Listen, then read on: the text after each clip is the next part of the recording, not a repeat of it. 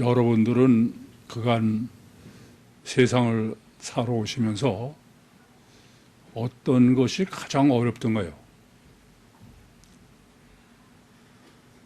어떤 게 가장 어렵습니까?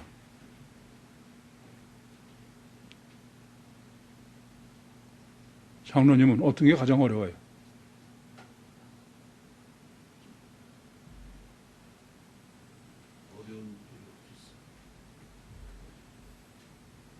무엇이 가장 어려운지를 아직도 고민이 안 되시면 그분은 인생을 다시 사셔야 돼.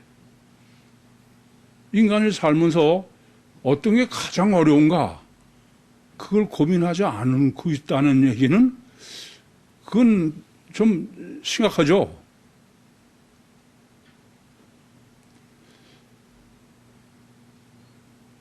인간에게 가장 어려운 거는 사람의 마음을 바꾸는 게 가장 어려워요.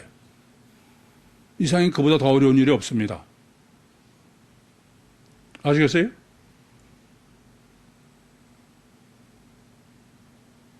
사람의 마음을 바꾸는 게 얼마나 어려운지 한번 마음이 돌아선 사람을 한번 되돌려 보세요. 안 돼.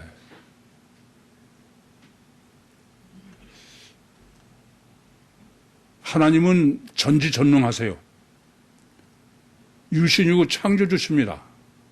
그래서 하나님은 이 세상에 불가능한 게 아무것도 없어. 근데 딱 하나 있어요. 하나님은 전지전능하심에도 불구하고 사람의 마음을 바꾸는 건 하나님도 불가능해.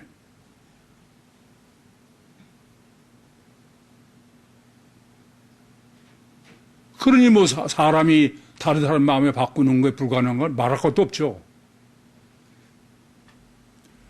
창세기 32장 24절 25절에 야곱이 천사와 씨름하면서 하나님이 야곱을 이기지 못하더라. 전능하신 하나님이 야곱을 이기지 못하는 게 말이 되느냐.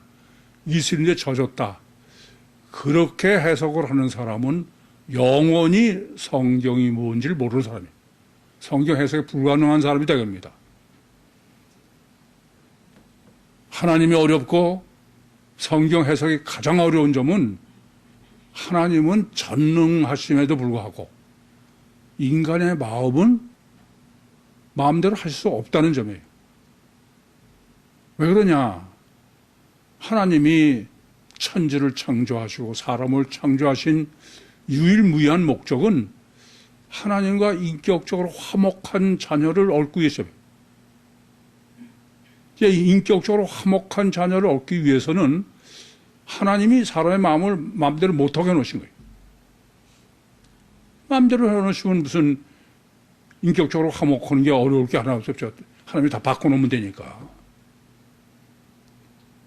여러분 아직도 그걸 모르고 계시고 그것 때문에 고민을 안 하고 계시라면 여러분 인생도 헛산 거고 예수 믿는 것도 전부 헛믿은 거야. 전부 그것 때문에 고민이 되고 문제인데.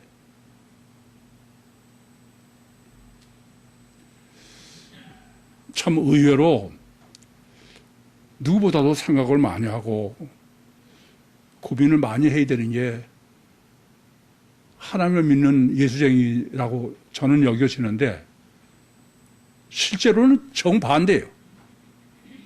생각을 전혀 안 하는 거야. 생각 안 하는 거는 그럼 그 사람이라고 할 수가 없는 거예요. 그래서 저는 태교 때부터 아기를 낳아서부터 어떻게 하면 생각하는 아기를 키울까? 놀라워 이건.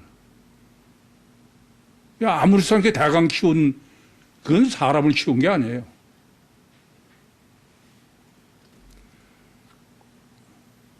잊지 마세요. 이 세상에서 가장 어려운 일은 사람의 마음을 바꾸는 거예요. 그것처럼 어려운 일이 없어. 그러니까 다른 사람의 마음을 바꾸느라고 총력을 기울여 본 적이 없는 거예요. 그냥 대강하고 다 폐지를 넘긴 사람들이지. 그런 사람에게 무슨 인생의 깊이가 있겠어요? 좀 심각하게 고민 좀 하세요. 하나님에 있어서도 딱 하나. 하나님은 전지전능하셔서 아무것도 불가능한 게 없어. 다 하실 수 있어요. 근데 딱 하나. 사람의 마음은 하나님도 어떻게 할 수가 없어. 그래서 사람의 마음을 바꾸는 게 절대로 어렵고 절대로 중요한 거예요. 예수님이 이 땅에 오신 것은 디모데전서 2장 4절 말씀처럼 모든 사람을 구원하러 오셨어요. 근데 구원이 뭐가 구원이냐? 구원은 마음을 바꾸는 게 구원이에요. 성경이 계시하는 구원은 요한복음 3장 5절 말씀처럼 니고데모가 저녁 때 예수님을 찾아와서 누구라도 하늘에서 온 사람이 아니면은 주님이 행하신 표적을 행할 수 없겠습니다. 그랬더니 주님께서 사람이 거듭나지 않으면 하나님 나라를 볼 수가 없다. 그때 니고데모가 아니 거듭나다니요. 그러면 늙은이가 엄마 뱃속에 다시 들어갔다 태어나야 됩니까? 그때 예수님께서 하신 말씀이 물과 성령으로 나지 아니하면 하나님 나라에 들어갈 수 없다. 물과 성령으로 난다는 게 어떤 거예요? 지금까지 내가 가지고 있던 모든 가치관을 다 버리고 영적 가치관으로 바뀌어야 된다. 우리가 요새 고민하는 거로 하면은 단일체 가치관에서 이중체 가치관으로 바꿔야 된다. 그걸 믿음이라고 그런 거예요. 믿음이라는 개념이 이렇게 내 가치관을 완전히 뒤집어 엎어야 되는 것이 믿음인데 다시 태어날 만큼. 그런데 예수쟁이들의 믿음은 그런 거 하나 바뀔 거 없어. 그냥 넌 바뀌지 않고 가만히 있어도 돼. 뭐가 믿음이냐면은 예수가 십자가에서 흘린 피로 네 죄를 다 사해준 하는 것만 믿으면 돼 그냥. 그러면 구원 받는 거야. 얼마나 편하고 쉬워.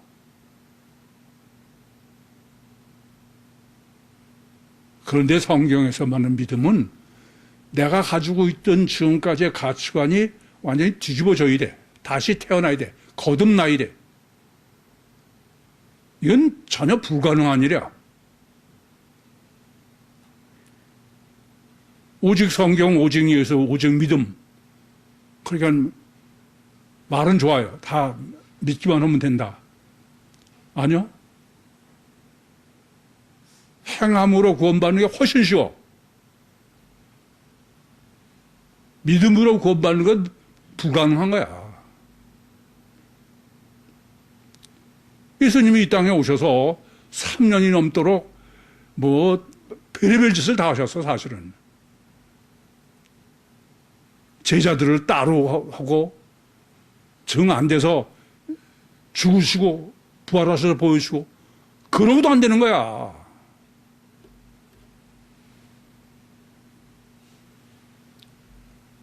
믿음이라는 걸 엉뚱한 내가 가치관이 바뀌는 건 아무 상관없이 내가 편하게 되는 것, 그걸 믿음이라고 그러니까. 믿음만큼 어려운 거 없어요.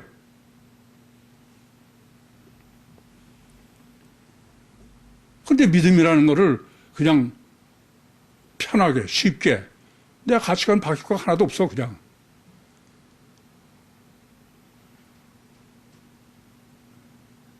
그러면 이 점을 아셔야 돼. 예수 피로 제사함 받아서 구원받는다는 얘기는 그냥 단일체 가치관이 그냥 가지고 있으면 돼. 나는 그냥 단일체인데 내 자범죄를 예수 피로 사해주면은 구원받는다. 얼마나 쉬워. 그런데 물과 성령으로 나라는 얘기는 가치관이 이중체로 바뀌어야 되는 거예요. 지금까지 내가 죽고 그게 전혀 불가능한 거야.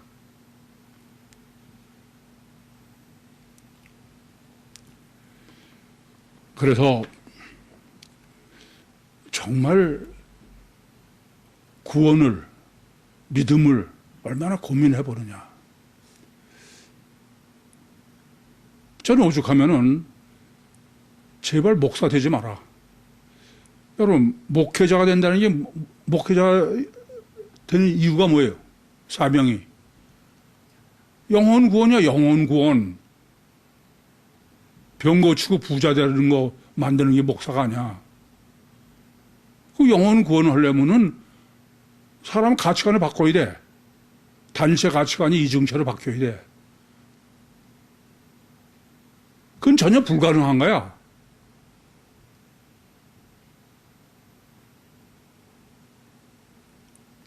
그런데 그냥 목사 되는 게 마치 무슨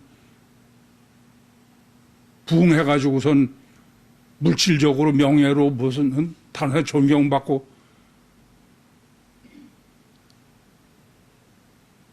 그건 목사가 아니에요. 목사들은 사명이 뭔데?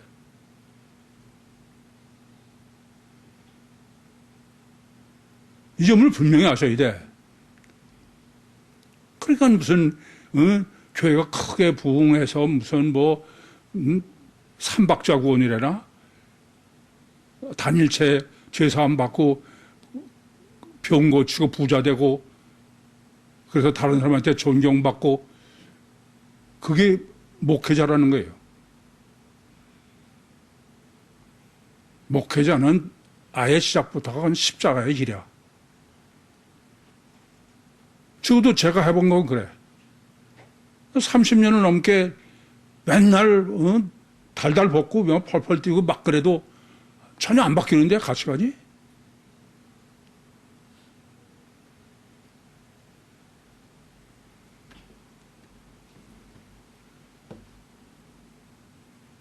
여러분, 신앙이 뭔지를 알아야 돼. 믿음이 뭔지를 알아야 돼요.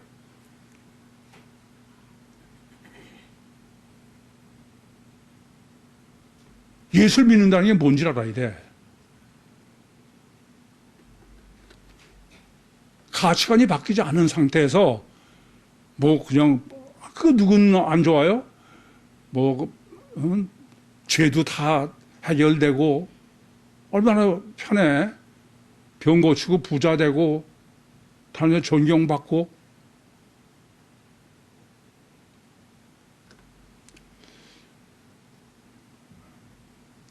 참 뭐가 신앙이고 뭐가 구원이고 예수가 왜 죽었고 참 안타깝고 답답해. 인간은 가치관이 바꾸는 건 불가능한 거예요, 인간은. 원죄로 인해서 단일체 가치관을 갖는 게 인간인데 그거를 아무리 바꾸려고 해도 유대교 4,000년을 해도 안 바뀌어. 기독교 2,000년을 해도 안 바뀌어. 구유교에서 30년 목회도 안 바뀌어요. 단일체 가치관이지 이주체 가치는 전혀 바뀌지 않는 거예요. 제가 과장됐냐? 말라기서 보겠습니다. 말라기서 맨 마지막 4장.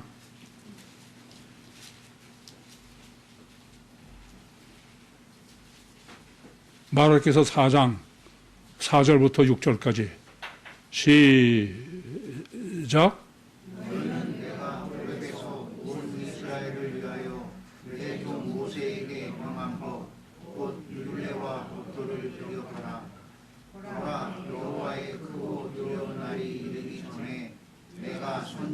자를 너희에게 보내리니 그가 아내의 마음을 자녀에게로 돌이키게 하고 자녀들의 마음을 그들의 아버지에게로 돌이키게 하리라. 돌이키지 아니하면 두렵건대 내가 와서 저주로 그 땅을 칠까 하노라 하시니라. 이거 보세요. 지금 말라기서의 마지막에, 구약의 마지막이에요. 그러면서 언제를 얘기하냐면 종말을 얘기해. 그 두려운 일이 일어나기 전에 마음을 바꿔야 돼. 딱 아비의 마음을 자식의 마음을 아비로. 그 말은 단일체 가치관을 이중체로 바꾸는 거예요. 그 두렵고 무서운 날이 이르기 전에, 두렵고 무서운 날이 그럼 뭐예요? 종말. 종말 전에 가치관이 바뀌지 않으면은 지옥 가는 게 두렵고 무서운 날이.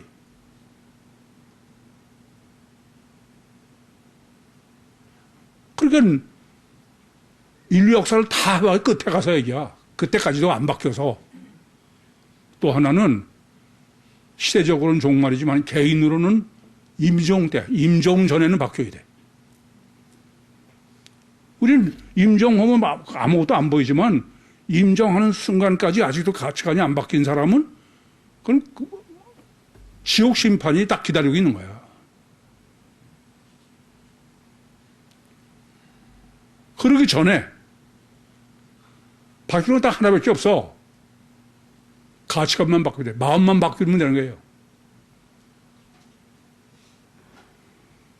그게 구약의 결론이요. 인류 역사의 결론이요. 성경 전체의 결론이야. 마음 하나 바꾸는 게 이렇게 안 되는 거예요.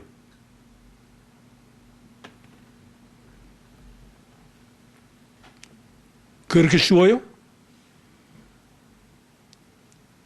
근데 평생 이제 사람의 마음 바꾸는 게 가장 어렵고, 그것 때문에 고민해보지도 않고, 그러고서 예수 믿고 천국 가겠대.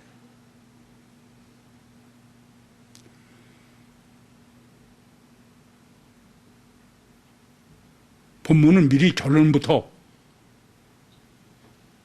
사람 마음을 바꾸는 게 불가능하다. 그걸로 정립하라게.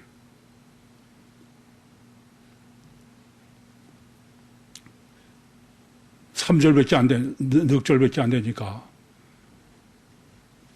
하나 정확하게 본문을 봐야죠. 본문은 보기보다는 사실은 난해. 왜냐하면 일반적으로 우리가 가지고 있는 생각하고는 많이 틀려서 그래요. 맨 처음에는 시작이 카이로 시작돼요. 카이로 시작되는 것은 앞단락이 전제된 거죠. 앞단락은 주님께서 마태복음 16장 13절에서 마지막까지는 주님의 교회를 주님이 세우시겠다. 그러고서 세우는데 어떻게 세우느냐? 그러면 장로들과 대제사장들과 서기관들에게 많은 고난을 당하시고 제3일에 부활하셔서 그래가지고선 성령으로 다시 오셔서 주님의 교회를 세우신다. 그게 마태복음 16장 13절부터 28절까지예요. 그런 다음에 7장 1절부터 앞단락 10절, 9절까지가 변화산이죠. 이게 부활이 뭐냐? 그거를 변화산에서 미리 계시해 주시는 거예요. 왜 그러냐? 인간은 미리 성경을 보고 신학을 정립하고 그러고 봐야 부활이 보인다 이게요. 그렇지 않으면은 아무리 부활을 써 있어도 못 보는 게 인간이야. 그래서 요나의 표적으로 말씀하신 거예요. 미리 성경으로 다 정립하고 신학을 정립하고 봐야 부활이 보이지. 그렇지 않으면은 성경이 부활을 계시한 대로 절대 못 본다 이겁니다. 겉으로 나타나는 거로만 보이면은 요나는 물에 빠져 죽었다가 3일 만에 도로 살아난 거야. 그러나 성경을 미리 정립해서 보면 요나는 3일 동안 물고기 뱃속에 있었어요. 그러니까 예수님이 부활을 죽었다가 살아난 게 아니고 요나처럼 살아계신 거로 보이려면은 미리 정립하고 알아야 된다. 그래서 지금 변화산에서 예수님의 부활을 미리 보여주신 거예요. 그래서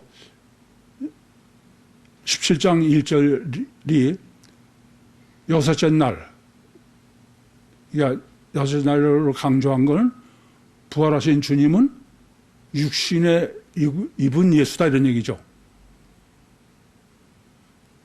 그래서 변화산에서 변화인데 얼굴이 변하고 옷이 변한 거예요. 그런데 얼굴이고 옷이 변한 거를 해석들을 다 어떻게 하냐면은 주님이 죽었다가 그래서 다시 살아나신 불사조의 영광을 나타냈다. 그러려면 뭐하러 옷이 변해 영광을 나타내고 얼굴만 영광을 받으시면 되는 거지. 참 한심한 얘기죠. 그러면서 모세와 엘리야와 순례고 서로 함께 대화를 나눴다. 그런데 그를 이렇게 부활하신 예수님이 모세와 엘리야한테 천국에서 영광을 받는다. 그렇게 해석을 하는 거야. 부활을 죽었다가 도로 살아난 거로만 해석을 하니까. 이미 정립해드린 대로 그러려면 모세와 엘리야는 주님을 보자마자 경배해야 돼. 아니 계시록 보세요. 어디를 성부 하나님이나 성자 하나님 앞에 무슨 대화를 하는 게 어디 있어. 한심한 얘기지. 그것이 계시하는 것은 몇천 년 전에 죽은 모세의 영이나 휴거한 엘리야의 영이나 지금 육신을 입은 예수님의 영은 다 같다. 그래서 다른 모습으로 부활했다지 같은 모습으로 죽었다가 도로 살아난 게 불사조로 된 게 아니다. 그 변화산에서의 미리 그래야 주님이 십자가에서 죽으시고 부활하신 기사를 그대로 볼 수 있으니까. 그래서 이렇게 주님께서 이미 요나의 표적밖에 줄 표적이 없다고 하시면 주의를 주시면서 변화산에서 변화된 모습을 미리 보여주셨음에도 불구하고 2000년 기독교는 어느 누구도 예수님의 이 부활을 이중체에서 속의 주체인 영의 실체가 빠져나온 거로 해석한 데는 하나도 없어. 전부 죽었다가 다시 살아난 거로 영광이 있다 이 소리 하지. 그게 2000년 기독교야. 그런데 하나님께서 육성으로 제자들에게 이는 내 사랑하는 아들이요 기뻐하는 자니 너희는 저희 말을 들어라. 이건 이미 여러분에게 정립해 드렸지만 성경 전체에 이렇게 강조한 데가 없어요. 전혀 없습니다. 딱 두 번이야. 하나는 마태복음 3장 16절과 17절에 주님께서 자신이 이중체인 줄 모르시고 30년을 사시다가 침례 요한에게 침례를 받고 요단강에서 물에서 올라올 때 하나님께서 성령의 비둘기같이 예수님 침례받은 예수님 위에 임하게 하시고 그리고 육성으로 이는 내 사랑하는 아들이요 기뻐하는 자다. 그리고 지금 변화산에서가 두 번째야.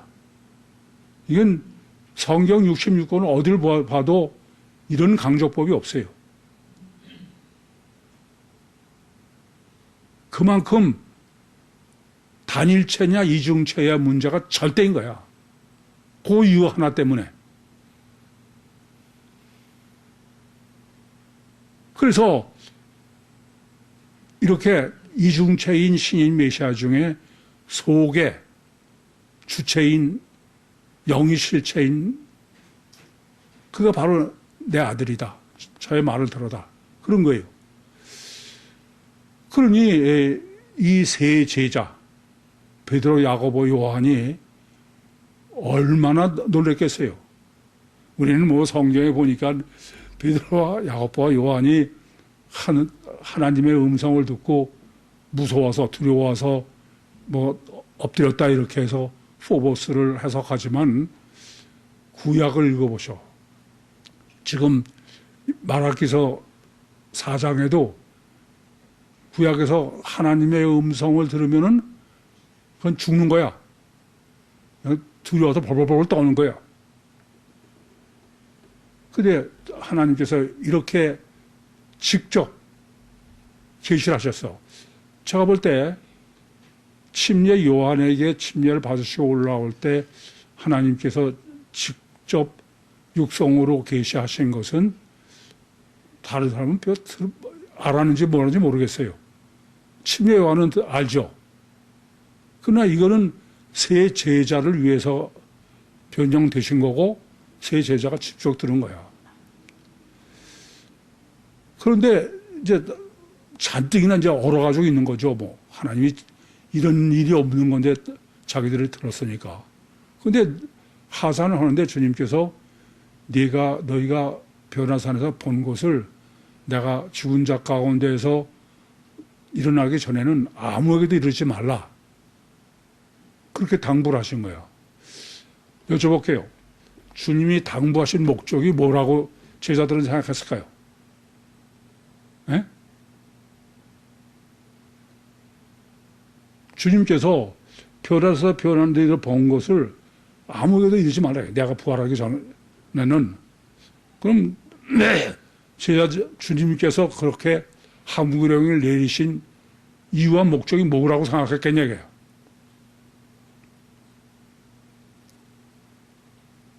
주님의 목적은 뭐야?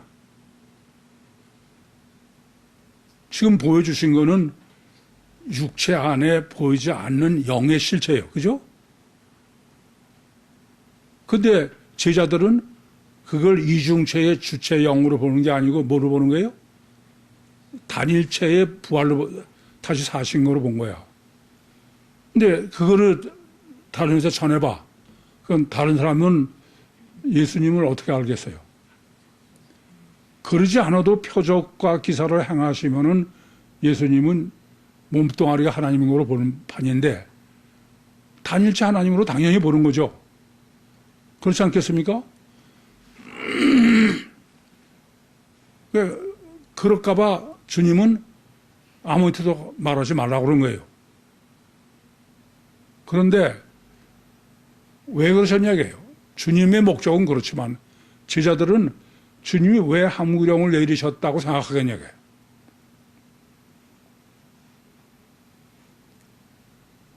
예수 우상을 전하지 말라고. 뭐라고? 예수 우상을 전하지 말라고. 크게 얘기해봐. 그러니까 단일체 하나님을 전하지 말라고 이해했을 것 같습니다. 그럼 지금 내가 얘기한 거 그대로 하는 거야?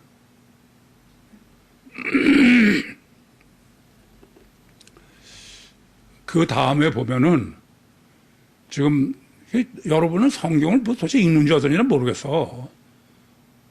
그 다음 보면 이래요. 아니 서기관들이 그러면은 엘리야가 먼저 와서 준비를 한다고 그랬는데 엘리야가 온 적이 없지 않습니까? 그러길 왜 해? 여러분 성경 도대체 글자를 읽는 거야? 내용을 읽는 거야?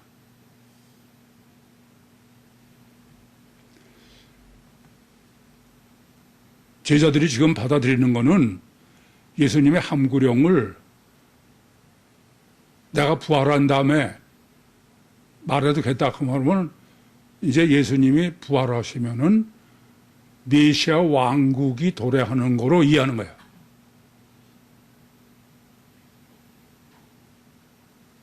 사도행전 1장 6절과 7절에 보면은 예수님이 부활하셔가지고서 40일 동안 제자들과 함께 계시면서 여러 가지를 정리해 주셔서 근데 그때 제자들이 예수님께 그러면 이스라엘을 회복할 때가 이때입니까? 그러니까 지금 부활 예수는 메시아 왕국을 완성하는 때냐 이게. 메시아 대망일. 그래 지금 성경에서나 또는 말하기서 지금 4장 4절부터 6절뿐이 아니라 서기관들은 메시아 왕국이 이루어지기 전에 엘리야가 미리 와서 예비를 해야 된다 이거예요. 근데 지금 제자들의 질문은 아직 엘리야는 와서 그럼 왕국을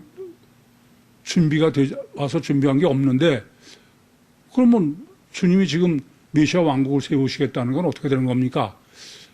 그런 얘기 아니에요?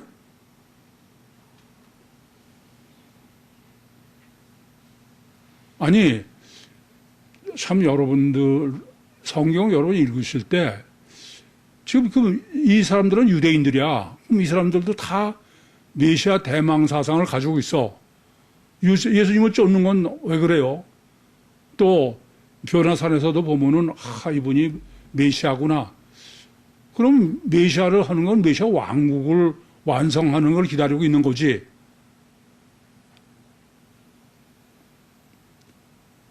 제 해석이 틀렸습니까? 그러니까 주님은 지금 함구령을 내리신 거는 그러니까 전혀 다 딴 얘기를 서로 하는 거야.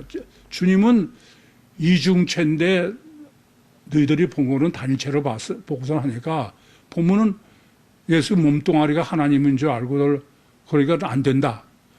지금뿐이 아니라 다른 때도 예수님의 함구령의 목적은 항상 그래. 그러면 근데 제자들은 지금 단일체로 봤어. 그리고 함구령을 하나님이 저의 말을 들으라 그러니까 드디어 기다리고 기다리던 메시아 왕국이 드디어 이제 세우시는구나. 그렇게 여겼다고 봐야 성경을 정상으로 보는 거 아니야? 그래서 그러면 엘리야가 먼저 왔어야 되는데 엘리야가 오지 않았는데 이게 어떻게 된 겁니까? 그런 질문을 하는 거죠. 이해됩니까? 전 하여튼 여러분들이 제가 질문해서 답하는 걸 들어보면은 참 도대체 어떻게 이해할지는 이해가 안 돼. 그냥 글자만 읽어도 난 그렇게는 안 될 것 같아.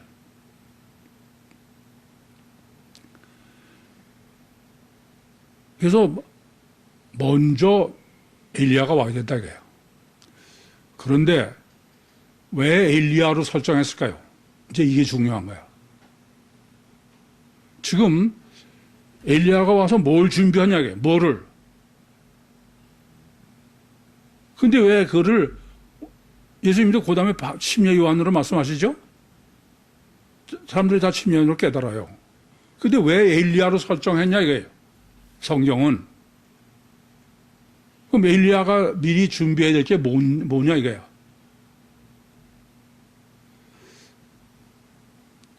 이거 보세요. 사람이 이중체라는 사실을 성경이 증거한 거는 아무 방법이 없어. 그러니까 예수님이 증거할 수 있는 거는 표적을 행하는 것밖에 없어. 내 겉에는 지금 보잘것없는 육체를 입은 사람이지만은 내 속에는 하나님이 주체는 하나님이다. 그래서 사람들 보기엔 납득이 안 될 정도로 오병이의 표적을 행하신다거나 죽은 사람을 살리시거나 그러시는 거예요. 그렇다고 사람들이 그걸 이중체를 인정하느냐? 그 이중체를 인정하는 게 아니라 몸뚱 아래 하나님으로. 그게 주님이 가지고 있는 고민 아니에요? 그럼 성경은 어디도 사람이 이중체라는 것을 아예 창조서부터 크루터 하셨지 사람한테 계시한 적이, 알려준 적이 없어. 아니, 심지어 예수님께 하도 30년을 숨겨놓으셨다가, 감췄다가 겨우 예수님께만 알려주신 거 아닙니까? 예수님도 그 또 함구령을 내리시고 이중사역을 하셔서, 이건 성경은 어디도 사람의 이중체라는 것을 사람이 알 수 있도록 계시한 게 없어요. 그래서 사람이 이중체라는 걸 가장 완벽하게 계시한 게 예수님이 죽으셔서 부활하시는 거야. 그건 성경대로 보면 완전히 이중체죠. 그래, 안 그래요? 근데 그건 예수님의 부활이고 실제로 사람이 있으면서, 그건 뭐냐면 엘리야야. 엘리야는 그냥 육신이 있는 대로 휴거한 사람이에요. 그리고 지금 변화산에서 천국에 엘리야가 있는 거야. 그래, 안 그래요? 그대로? 육신의 엘리야도 있고 영의 엘리야도 있는 거야. 이해돼요? 이해 무슨 말인지? 이중체를 가장 완벽하게 계시한 게 엘리야밖에 없어요. 그러고서 지금 아비의 마음과 자식의 마음의 문제인 거야. 이중체의 가치관으로 바꾸는 게 문제다 이겁니다. 근데 이중체의 가치관으로 바뀌어야 안 바뀌어요? 종말이나 되거나 임종이 되거나 바뀌는 거야. 그것의 실제를 지금 본문이 침례 요한으로 정리해 주고 있는 거예요. 그래서 본문이 쉬운 것처럼 굉장히 어려워. 실제로 주님이 오시기 전에 주님의 길을 예비한 게 누구예요? 본문에도 지금 침례 요한이다 입니다. 그렇습니다. 그런데 지금 중요한 거는 침례 요한이 주의 길을 예비한 것이 내용이 뭘까요? 네? 침례 요한이 주의 길을 예비한 실제 내용이 뭐냐고요? 마태복음 3장 11절.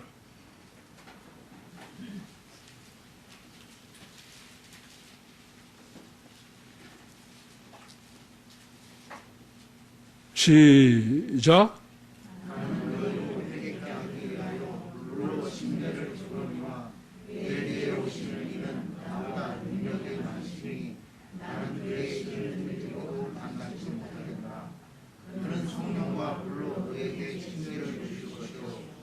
이거 보세요. 침례 요한의 주의 길을 예비한 거는 주님이 이중체라는 거야. 주님은 지금 조금 더 읽어보고 다른 데 보시면 주님은 침례 요한보다 뒤에 오시는데 나보다 앞섰다는 거예요. 그죠? 무슨 얘기예요? 육적으로는 침례 요한보다 예수님이 6개월 늦게 태어나. 그렇죠? 근데 영적으로는 침례 요한보다 앞선 거예요. 요한복음 1장 1절부터 3절처럼 영원전부터 삼일체로 계시다가 그러다가 지금부터 2000년 후에 옷을 입으신 거죠. 이게 육체 우선 이중체의 신인 메시아를 침례 요한이 예비한 거예요. 아시겠어요? 그래서 사람들이 자꾸 요한한테 당신이 메시아가 아니냐 그러니까 내가 메시아가 아니다. 내 뒤에 오시는 이가 있는데 그분은 나보다 앞선 것이 나는 그 신들배를 감당하지 못할 만큼 그 능력이 하나님이다. 그러면서 나보다 앞섰다는 거예요. 이해되죠? 이 침례 요한이 지금 예비한 것은 주님이 이중체라는 것을 증거했다는 얘기예요. 또 하나는 그래서 침례 요한에게 예수님께서 요한강에서 침례를 받으실 때 하나님께서 성령을 비둘기같이 내려보내시면서 이는 내 사랑하는 아들을 기뻐하는 자다. 하나님이 이중체인 걸 증거하신 거예요. 누구하고 합작으로? 침례 요한하고. 그러니까 이 세상에서 아무도 예수님이 이중체임을 인간은 몰라. 그런데 누구는 알아요? 침례 요한은 아는 거야. 아시겠어요? 침례 요한이 주의 길을 예비한 거는 이중체인 신인 메시아를 예비한 거예요. 그것을 이중체의 신인 메시아를 예비했다는 것을 그 예비의 내용을 우리가 바로 알게 하기 위해서 먼저 엘리야로 예비된 것이 침례 요한이라고 얘기한 거다 이거예요. 이해됐습니까? 왜냐하면 엘리야가 이중체라는 것은 조금 아까 설명해서 증거해 드렸죠. 그런데 이제 문제는 여기 있어요. 이와 같이 침례 요한은 성령의 역사와 계시와 하나님의 역사로 예수님이 이중체임을 증거한 사람이야. 그런데 그러니까 침례 요한을 이 모든 것을 지금 본문에 보시면은 제자리로 회복시킨다고 그러죠. 침례 요한이 전부 하는 게 뭐냐 하면은 침례 요한이 하는 거나 엘리야가 하는 거나 주님이 이 땅에 와서 하시는 것은 원래대로 회복시킨다. 헬라어 원문들은 아포, 카타, 시스템이라는 세 단어가 합해진 건데 원래대로 회복시킨다 이겁니다.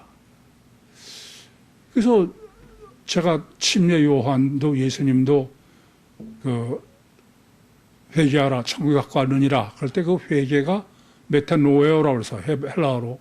근데 메타노에오라는 말은 회개하라 그러니까는 자범죄를 회개하는 거로 다 해석을 해서 하고 있지만 실제 단어의 뜻은 원래대로 이성을 회복하라 이거예요.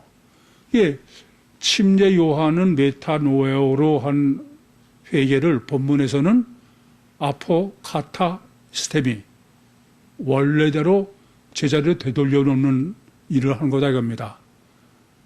이해되세요? 그런데 문제는 여기 있어요. 이렇게 침례 요한이 메타노에오로 했는데 실제 침례 요한은 어떤 거냐 이게요. 그러니까 뭐 침례 요한도 또 하나님도 성경도 전부 지금 제자리로 다르게 말하면 이중체 가치관으로 돌려놓는 것을 그게 실제로 회복시킨 게 다 준비하고 전부의 내용이다 이겁니다. 그런데 침례 요한의 자신은 어떤 얘기예요? 우선 침례 요한을 마태복음이나 마가복음이나 뭐 누가복음에서 다 어떻게 침례 요한을 소개하냐면은 광야에서 뭐 메뚜기와 석청을 먹고 그러고선 허리에는 가죽띠를 씌고 청렴 결백한 거로 한 거야. 그러면 지금 침례 요한은 종교적 인물이에요? 이중체적 인물이야? 에? 이게 문제인 거야. 이중체를 이렇게 성령의 역사로 증거했지만 침례 요한 자신은 종교적 인간이야. 그래서 누가복음 3장 3절에 보시면은 죄 사함을 얻게 하는 회개의 침례야. 회개의 침례 아니라 세례예요, 사실은. 하마르티아를 죄를 씻기 위한 세례를 행했다는 거예요.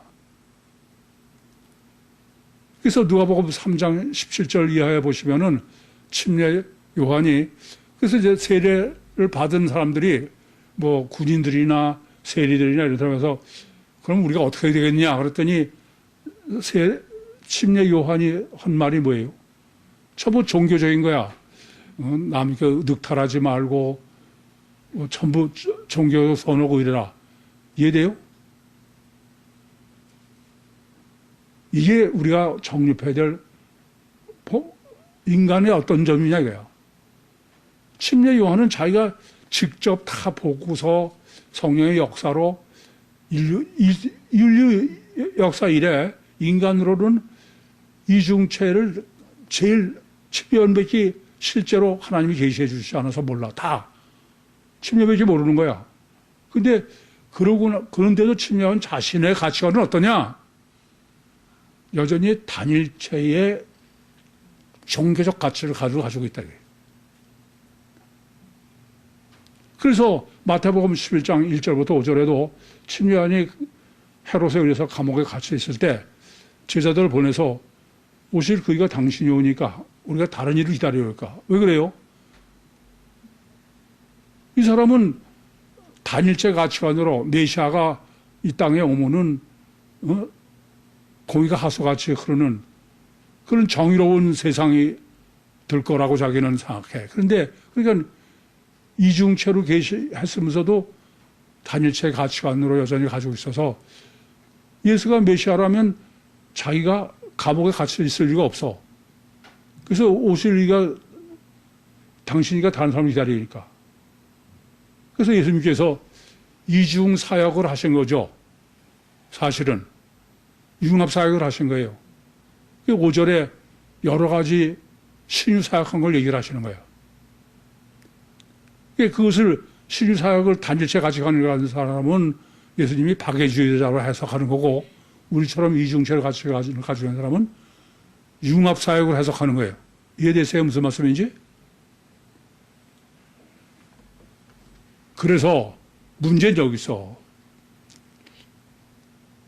이렇게 자기가 계시를 받고 별서를 다해서 이중체를 증거했어. 그리고 자신의 가치관은 안 바뀌었다 이겁니다. 저는 이 설교를 준비하면서 정말 찔려. 제가 여러분에게 이중체 가치관으로 바꾸지 않았다고 펄펄 뛰어. 근데 나는 진짜 실제 바뀌었나? 그래서 예수님께서 오실 그이가 당신이니까 하는 침례 요한에 대해서 마태복음 11장 11절 중에 여자가 낳은 자 중에 침례 요한보다 더 큰 이가 일어남이 없다. 그러니까 종교적 인간으로는 침례 요한보다 더 위대한 사람은 없어. 근데도 천국에서 가장 작은 자보다 저보다 크다. 종교적으로는 천국 갈 사람 아무도 없다 이거예요. 그래 안 그래요?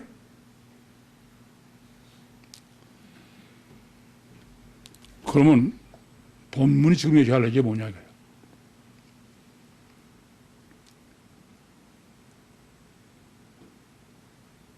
아무리 하나님이 하셔도 4,000년 동안 예수님이 제자들을 이중사역을 하시고 제자들을 이제 따로 아무래도 소용없는 거야. 구유복음으로 30년 동안 해서 전혀 안 되는 거예요. 가치관이 바뀌는 게 전혀 불가능하다 그래요. 침례요한은 자기가 직접 그렇게 해서 다 증거하고도 그래도 자기 가치관이 안 바뀌는 거야.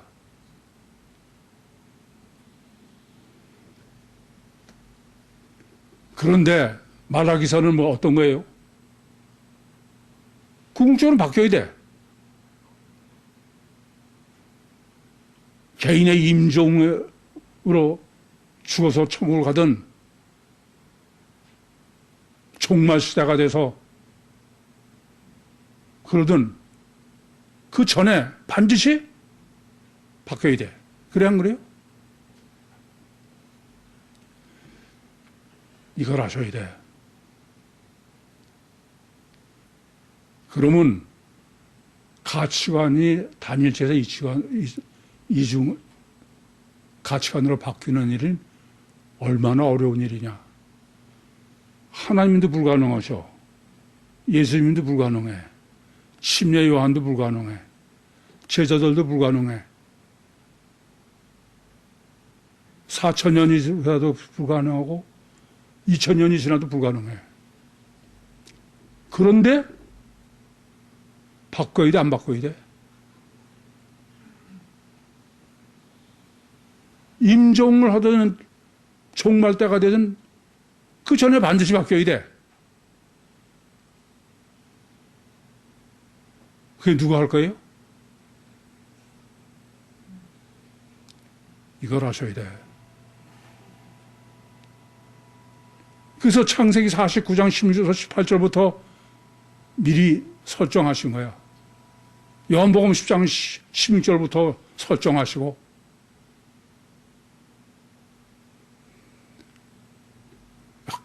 여러분 이걸 알아야 돼. 제가 여러분 지금 바뀌지 않고 그러고 있어. 그러나 끝내 바뀌고야 말어. 그걸 하라는 거야. 하나님도 못할 걸 해야 돼. 예수님도 못할 걸 해야 돼요.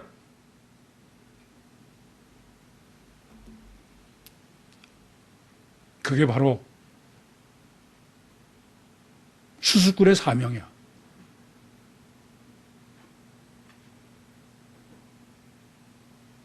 제가 276명서부터 왜 그러셨을까? 아무리 들어봐도 안 되는데.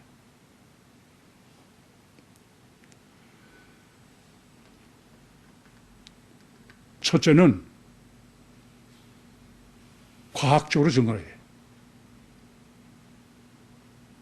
하나님은 처음부터 크립토를 하면서 물리적 인간으로 이성적으로 해요. 감성은 절대 안 되는 거야. 아니, 이게 아니라 지금 파동과 입자들이에요. 요새는 양자역학을 해요. 요새 물리학에서는 이상하게 어떤 물질도 양자로 되지 않은 데가 없다는 거예요. 파동과 입자가 아닌 게 없다 이겁니다. 근데 그 양자, 아까 그 양자역학을 읽은 사람이 그 양자역학 저자는, 근데 양자역학은 사람은 아무도 그걸 믿을 수 있는 사람이 없다고 그래. 네.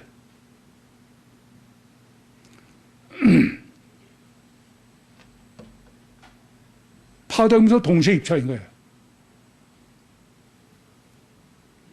그러니까 뭐 하나님이 이중체라고 해도 창조과학회에서 신성모독죄라고 그러지.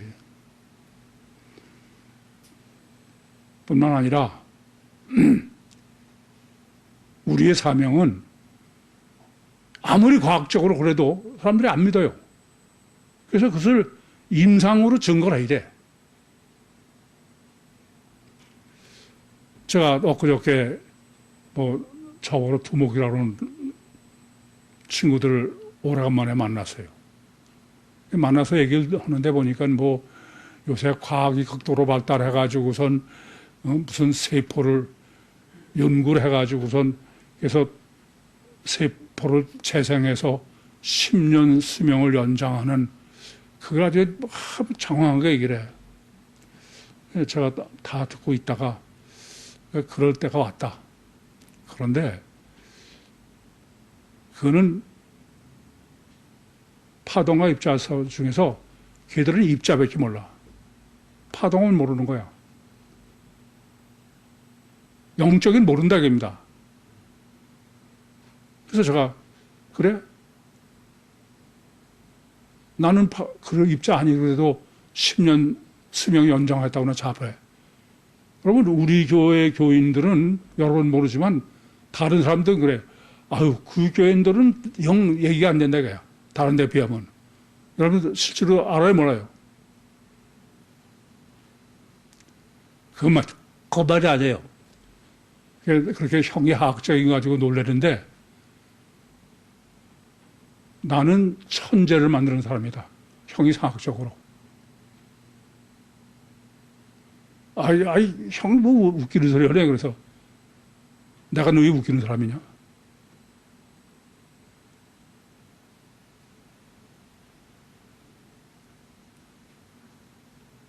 아시겠습니까? 요새는 임신을 하는 사람마다 많이 늘어, 이제.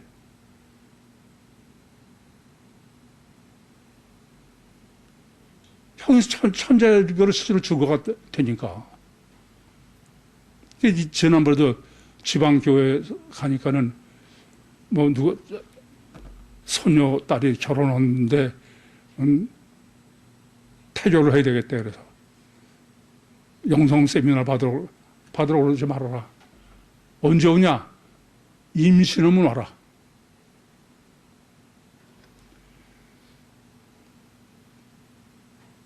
이제는 태교에서 악이 낳는 게 증거하는 거야. 아시겠어요?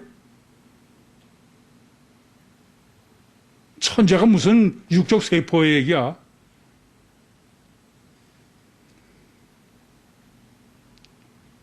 여러분, 이 점을 아셔야 돼. 우리는 이제 아기를 낳아도 그게 사명이야. 내 생명 운동도 사명으로 해야 돼. 그리고 성령 역사로 성경이 말하기서에 종말 전에 틀림없이 엘리야가 예비한다니까.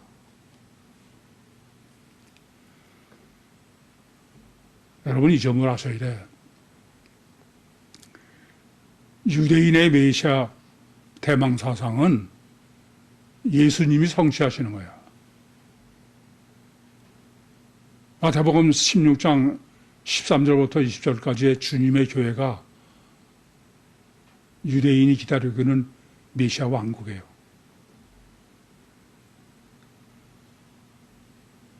아시겠습니까? 구육교회가, 휴거교회가 메시아 왕국이야. 엘리야 교회가 메시아 왕국이에요. 각의 시간에 더 정립해 드릴 문제입니다만은 메시아 왕국을 완성하게 오신 게 주님인데 단일체가 아니고 뭐래요? 이중체가 문제인 거예요. 이중체를 내가 이해한다고 되는 게 아니에요. 순위의 의미야. 실제여야 돼요. 실제적인 이중체의 가치관으로 여러분 각자가 메시아 왕국이 돼서 메시아를 증거하시고 종말을 증거하시는 주님의 사명자들로 종말을 가장 보람있게 영광스럽게 맞이하시고 천국의 주인이 되시는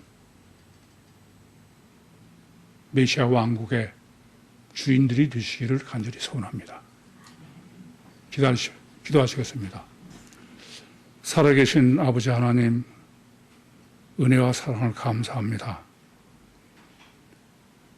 여기까지 인도하시고 역사하시고 말씀하신 주님, 은혜를 더해 주셔서 주신 사명대로 엘리야의 예비자로 주님의 영광을 온 세상에 전할 수 있는 귀한 복된 주님의 백성으로 축복해 주시옵소서. 예수님의 이름으로 기도하옵나이다. 아멘.